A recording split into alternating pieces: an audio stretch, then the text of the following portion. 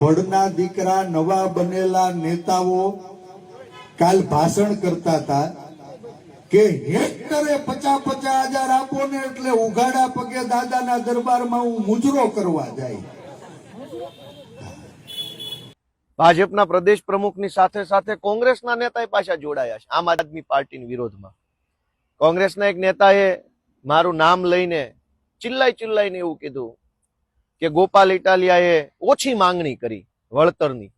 ગુજરાતના ઇતિહાસમાં ખેડૂતોને પાક નુકસાનીના 1 હેક્ટરના 25,000 ક્યારેય મળ્યા નથી. મેં માંગણી કરી અમારી આમ આદમી પાર્ટીની સરકાર જે રીતે ચૂકવે છે એ રીતની. કોંગ્રેસ વાળાને પેટમાં તેલ રેડાયું.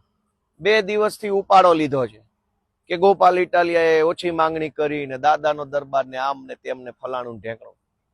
કોંગ્રેસ વાળાને મારી એટલી વિનંતી છે કે મારો વિરોધ કરે તમારું કે ગુજરાતનું કે ખેડૂતોનું કોઈનું ભલું નથી થવાનું. મારો વિરોધ કરવાથી શું થશે?